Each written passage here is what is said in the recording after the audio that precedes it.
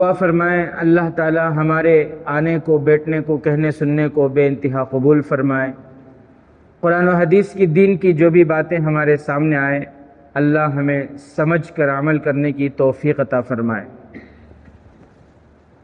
قرآن کریم میں اللہ تبارک و تعالی فرماتے ہیں انما یعمر مساجد اللہ من آمن باللہ والیوم الآخر، کہ مسجدوں کو آباد کرنے والے کون ہیں، ان کی صفتیں کیا ہیں، ان کی علامت کیا ہے، ان کی پہچان، ان کی شناخت کیا ہے۔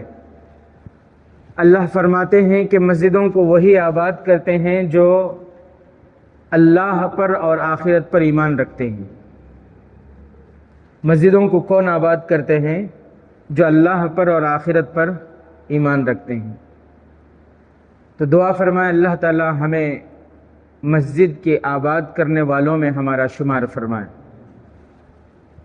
میرے محترم بزرگ عزیز دوستوں، گزشتہ جمعہ معراج النبی صلی اللہ علیہ وسلم اس واقعے کے پس منظر کو میں نے آپ کے سامنے رکھا۔ بخاری شریف کی روایت ہے، روایتوں میں آتا ہے کہ جناب آقا محمد الرسول اللہ صلی اللہ علیہ وسلم اپنی بہن حضرت ام ہانی رضی اللہ تعالی عنہ کے گھر پر آرام فرما رہے تھے۔ حضرت علی رضی اللہ تعالی عنہ کی بڑی بہن حضرت ام ہانی رضی اللہ تعالی عنہ، ان کے گھر پر ہمارے نبی صلی اللہ علیہ وسلم آرام فرما رہے تھے۔ رات کا وقت تھا، عجیب کیفیت تھی ہمارے نبی صلی اللہ علیہ وسلم کی، کیونکہ اس سے پہلے میں بیان کر چکا ہوں کہ یہ واقعہ معراج کا کب ہوا، اس سے پہلے کیا کیا واقعات ہوئے۔ تو کبھی آنکھ کھلتی تھی، کبھی آنکھ لگ جاتی تھی، بے چین تھے، بے قرار تھے۔ اتنے میں چھت پھٹی اور دو فرشتے نازل ہوئے، حضرت جبرائیل علیہ السلام اور حضرت میکائیل علیہ السلام۔ ان دونوں فرشتوں نے ہمارے نبی صلی اللہ علیہ وسلم کو جگایا، اور پھر وہاں سے حضرت ام ہانی رضی اللہ تعالیٰ عنہ کے گھر سے ہمارے نبی صلی اللہ علیہ وسلم کو مسجد حرام لے گئے، بیت اللہ مسجد حرام۔ حضرت حمزہ رضی اللہ تعالیٰ عنہ آرام فرما رہے تھے، اور ایک طرف حضرت جعفر رضی اللہ تعالیٰ عنہ آرام فرما رہے تھے، درمیان میں کافی جگہ تھی۔ وہاں اللہ کے نبی صلی اللہ علیہ وسلم کو ان دونوں فرشتوں نے لٹا دیا، اور پھر اللہ کے نبی صلی اللہ علیہ وسلم کے سینہ مبارک کو شق کیا، چاک کیا، اوپن کیا، اور پیارے نبی صلی اللہ علیہ وسلم کے قلب اطہر کو نکالا، اور سونے کے تشت میں رکھ کر حضرت جبرائیل امین نے پیارے نبی صلی اللہ علیہ وسلم کے قلب مبارک کو زمزم کے پانی سے دھویا۔ اور ایک تشت تھا جو علم و حکمت سے بھرا ہوا تھا، اسرار و رموز اور علم کے، تو اس میں رکھ کر پھر اس کے بعد قلب مبارک کو پیارے نبی صلی اللہ علیہ وسلم کے سینہ مبارک میں رکھا، اور اس کے بعد اس کو پیک کر دیا، یعنی جیسے تھا پہلے سینہ مبارک ویسا اس کو کر دیا گیا۔ اس کے بعد پھر وہاں سے مسجد حرام سے مسجد اقصیٰ کا سفر شروع ہوتا ہے۔ سفر کے لیے اللہ تبارک و تعالیٰ نے ہمارے نبی صلی اللہ علیہ وسلم کے لیے جس سواری کا انتظام فرمایا تھا، اس سواری کا نام تھا براق۔ کیا نام تھا؟ براق۔ لیکن ایک بات یاد رکھیں، براق یہ سواری کیسی تھی، اس کی شکل و صورت کیا تھی، یہ کہیں نہیں ہے۔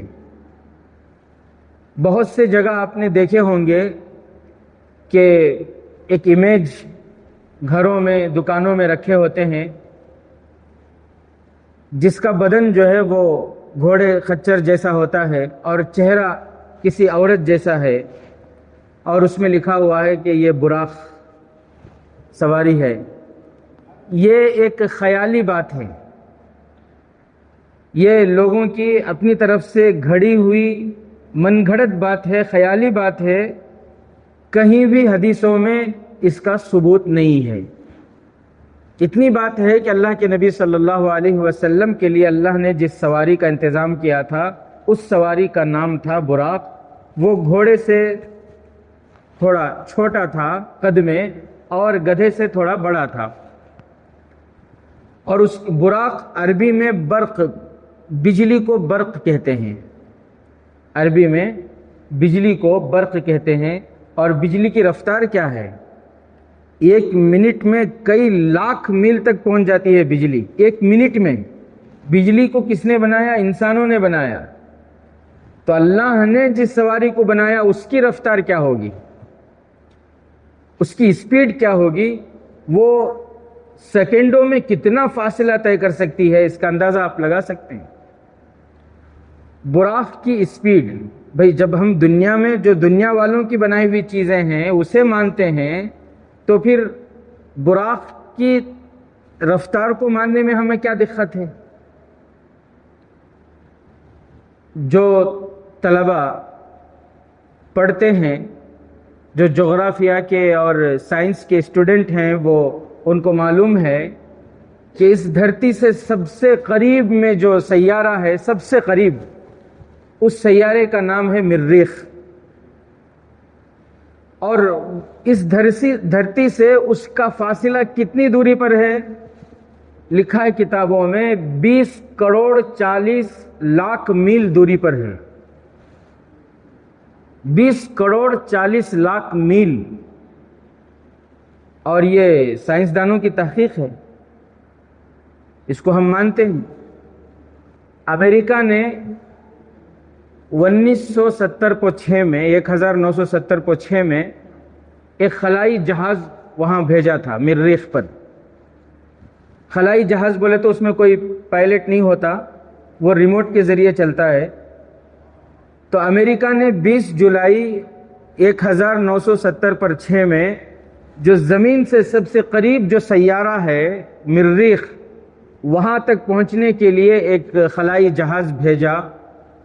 وہ سفر طے کرتے ہوئے جب وہاں پہنچا وہ خلائی جہاز، اور پھر وہاں سے اس نے زمین پر جو میسیج بھیجا، اس میسیج کو آنے میں کتنے منٹ لگے معلوم؟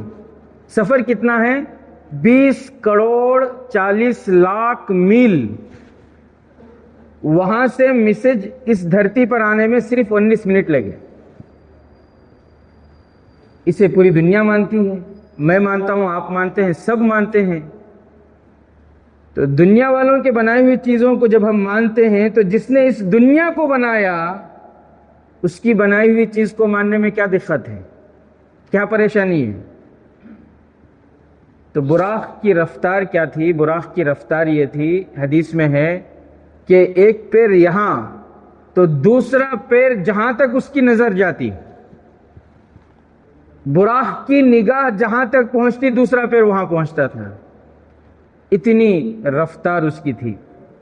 بہرحال اللہ کے نبی صلی اللہ علیہ وسلم کا یہ سفر شروع ہوا، اور ہمارے نبی صلی اللہ علیہ وسلم مسجد حرام سے پھر جنگل و بیابان ہوتے ہوئے ایک جگہ پہنچے جہاں کھجور کے بہت درخت تھے، کھجور کے درخت، کثرت سے کھجور کے درخت تھے۔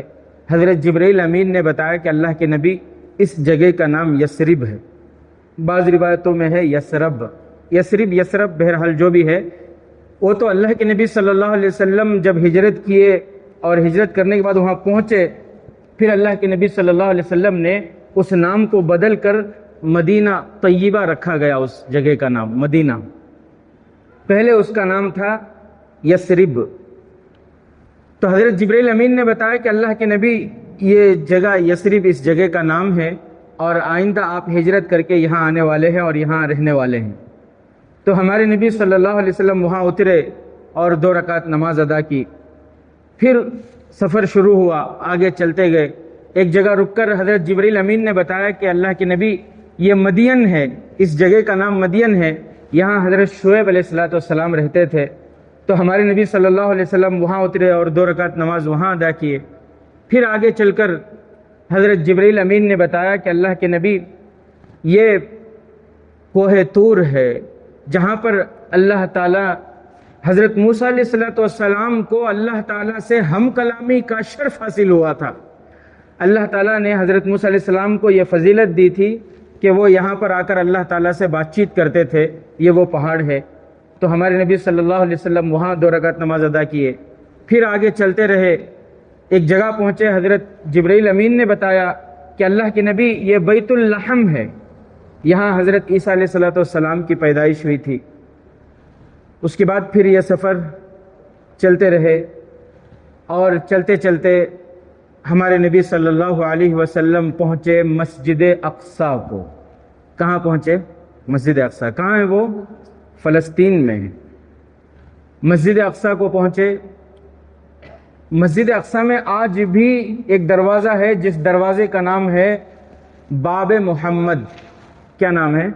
باب محمد، یعنی یہ وہ دروازہ جس دروازے سے معراج کے سفر میں اللہ کے نبی صلی اللہ علیہ وسلم مسجد اقصیٰ میں داخل ہوئے تھے۔ وہاں پر ایک پتھر ہے، بہت پرانا پتھر،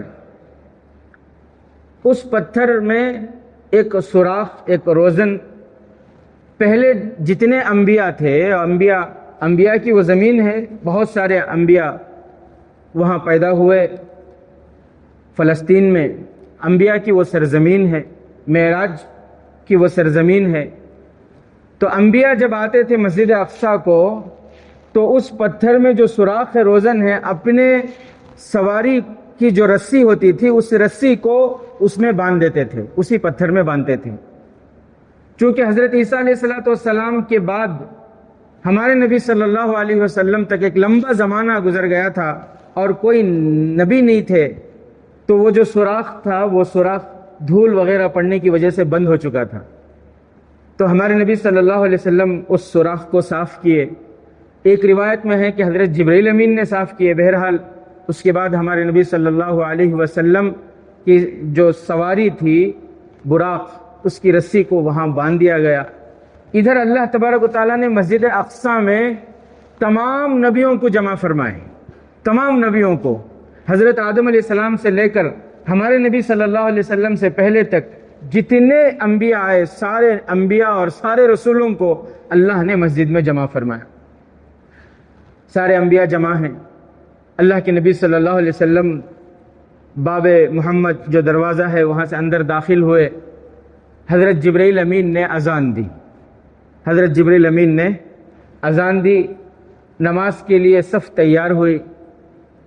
اب سارے انبیاء اس انتظار میں ہیں کہ آج کون وہ خوش نصیب ہوگا جو سارے نبیوں کی امامت کرائے گا۔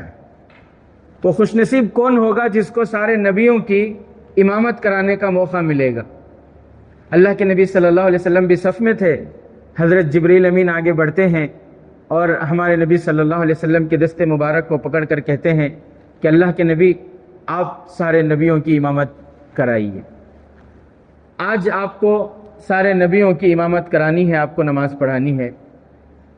انہوں نے درخواست کی، ہمارے نبی صلی اللہ علیہ وسلم آگے بڑھے اور ہمارے نبی صلی اللہ علیہ وسلم نے سارے نبیوں کی امامت فرمائی۔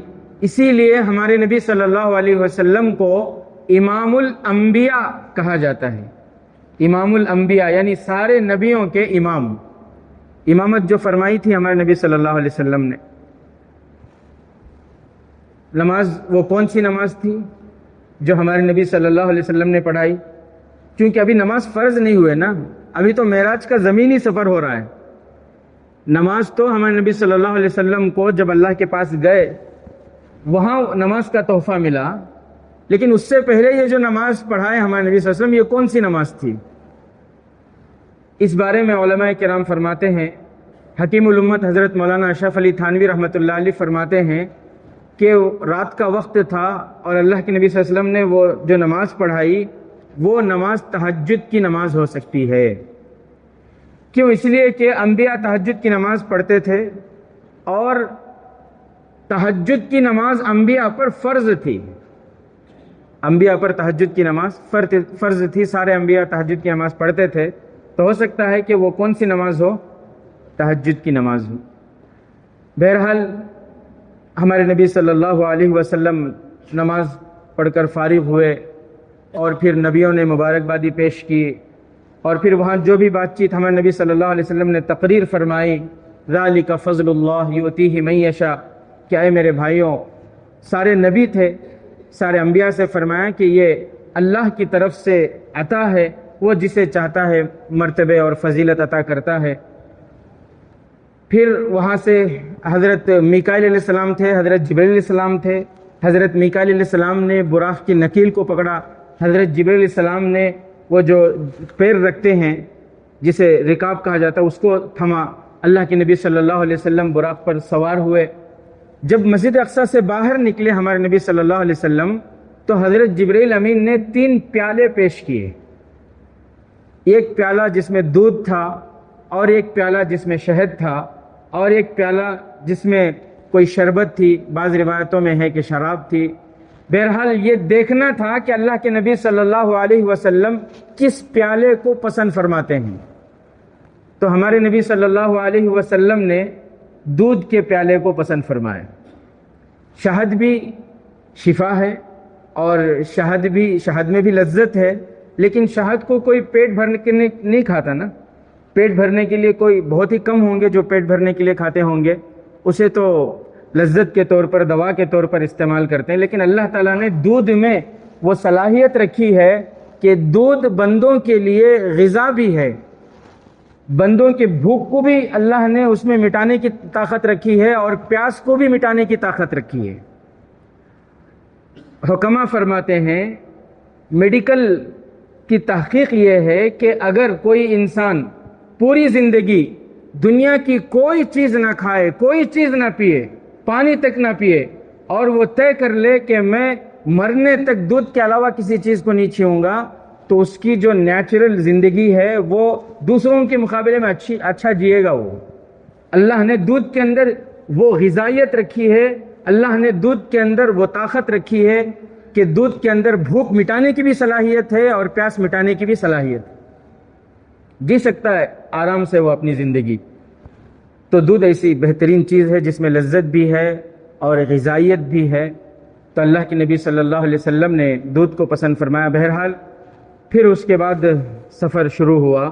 اب یہاں تک کا جو سفر ہے وہ زمینی سفر ہے، حضرت ام ہانی رضی اللہ تعالیٰ عنہ کے گھر سے مسجد حرام تک، اور پھر مسجد حرام سے مسجد اقصیٰ تک، یہ زمینی سفر ہے، اس کو اسراء کہتے ہیں۔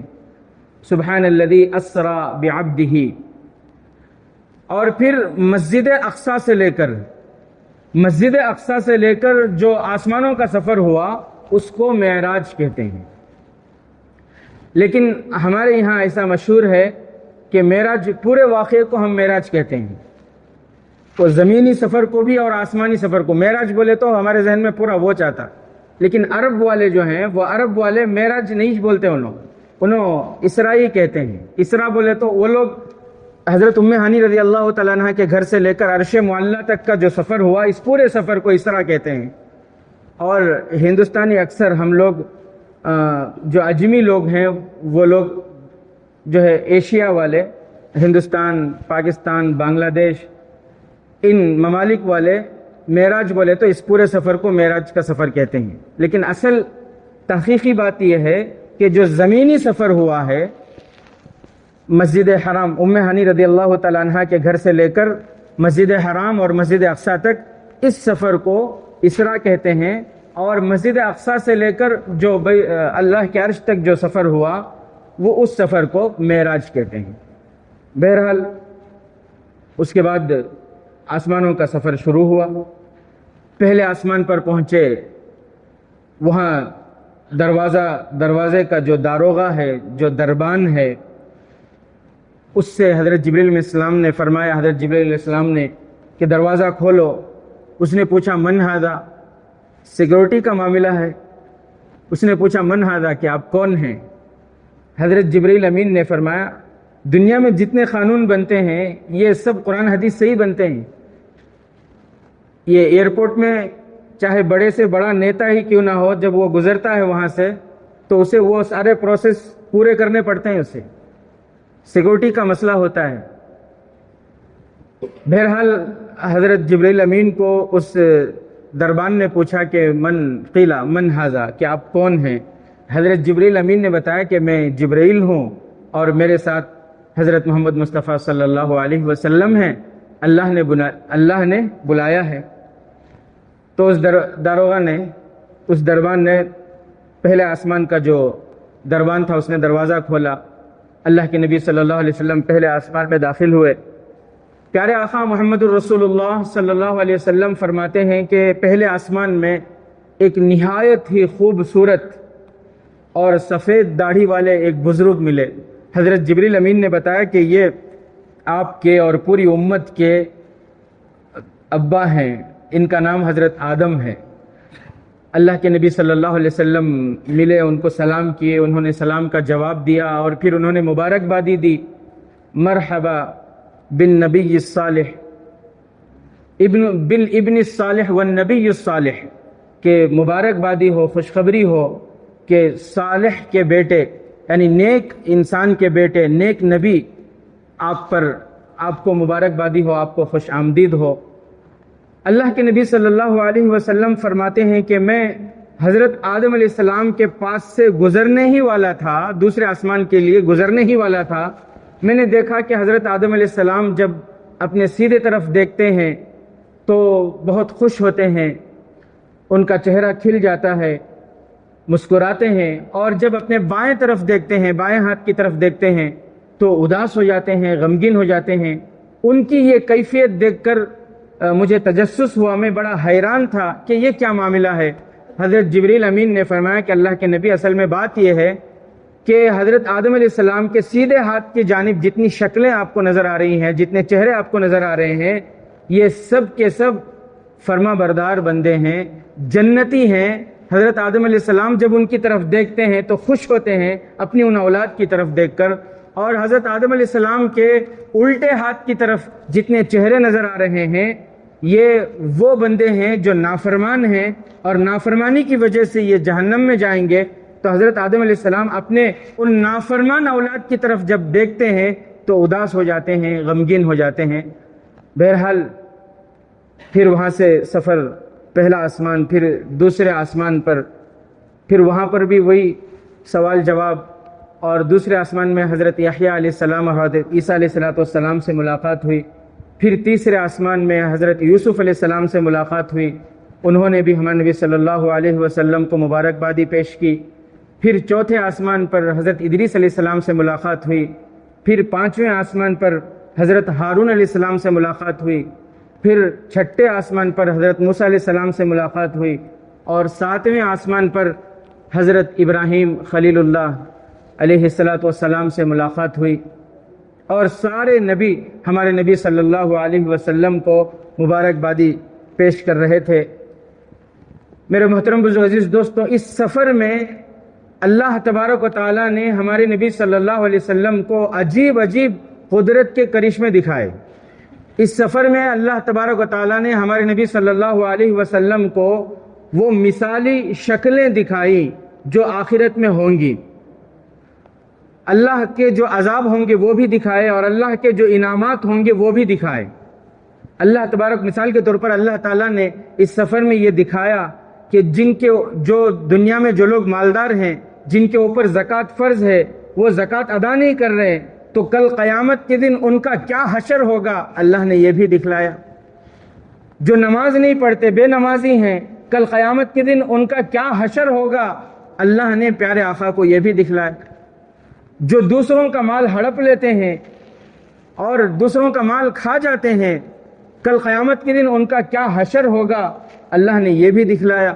اللہ کے نبی صلی اللہ علیہ وسلم، تفصیل ہے، لمبی حدیث ہے، اللہ کے نبی صلی اللہ علیہ وسلم فرماتے ہیں کہ میں نے دیکھا کچھ لوگ ہیں جن کی شکل بہت ہی بھیانک ہے اور وہ کچا گوشت کھا رہے ہیں۔ حضرت جبریل امین نے بتایا کہ یہ وہ لوگ ہیں جو غریبوں کا حق یعنی زکوٰۃ ادا نہیں کرتے تھے، اپنی مال کا زکوٰۃ ادا نہیں کرتے تھے، وہ لوگ ہیں یہ۔ ایک جگہ اللہ کے نبی صلی اللہ علیہ وسلم نے دیکھا کہ کچھ لوگ ہیں جن کی زبانیں بہت لمبی ہیں اور وہ قینچی سے اپنی زبانوں کو کاٹ رہے ہیں۔ جبریل امین نے بتایا کہ یہ وہ لوگ ہیں جو دوسروں کی غیبت کیا کرتے تھے، چغلی کیا کرتے تھے۔ ایسے بہت سارے واقعات اللہ تعالیٰ نے وہ سارے جو ہے مثالی شکلیں اللہ نے پیارے نبی صلی اللہ علیہ وسلم کو دکھائے، اور پھر اللہ کے جو انعامات ہوں گے وہ بھی دکھائے کہ جو اللہ کے راستے میں جہاد کرتے ہیں ان کو کیا کیا انعام ملے گا، اور وہ کیسے کس حال میں ہوں گے، جو اللہ کے راستے میں خرچ کرتے ہیں ان کو کیا انعام ملے گا، وہ بھی اللہ نے پیارے نبی صلی اللہ علیہ وسلم کو دکھلائے۔